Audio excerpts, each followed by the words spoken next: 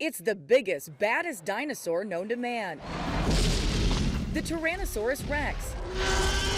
Around 67 million years ago, they roamed the Earth, and a little more recently on the big screen.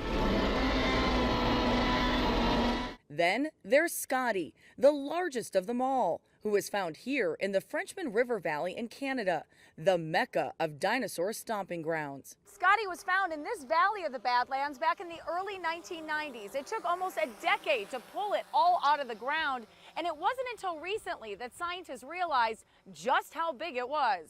It's never like what you see depicted in Jurassic Park, right, where you're out there in the Badlands and you're just brushing the dust, the sand off of a wonderfully complete, 100% there articulated skeleton. Scott Persons was at the original dig site and led the team reconstructing Scotty.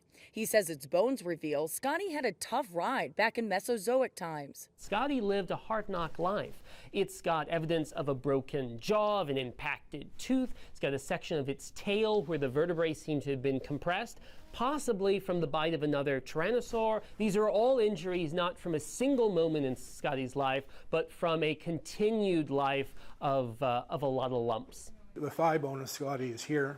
Tim Takarik was there too. He showed us some of Scotty's actual bones in the T-Rex Discovery Center. So this is just one backbone. Yeah, Can I hold it? you can just, you'll notice my there's a goodness. weight to it. There is definitely a weight to it. Just how much did it weigh? Paleontologists believe Scotty weighed nearly 20,000 pounds, or about as much as 6.5 Volkswagen Beetles. So Scotty was the size of a school bus. Or a city bus. Scotty is such a behemoth, it edged out Sue, the famous T-Rex at the Field Museum of Natural History in Chicago, who was 40 feet long and weighed more than 18,000 pounds. As our material was being prepared, I knew it was something big. Wes Long spent more than 10 years pulling Scotty from the ground and helped reconstruct the carnivorous king. When you saw those bones being uncovered, what went through your mind? You're in awe of what you're uncovering. Like you'd be zipping away with your air hammer and all of a sudden a piece of rock would fly off and there's like a beautiful tooth there.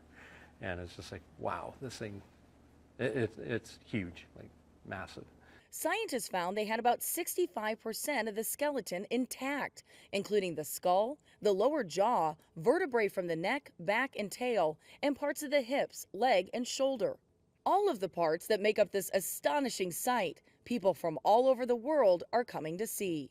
Why do people love the T-Rex so much? Well, it's just had that long history, even in pop culture, as like being the big bad dinosaur, and it's just one that people can really identify with, and it's just been a popular dinosaur like throughout history.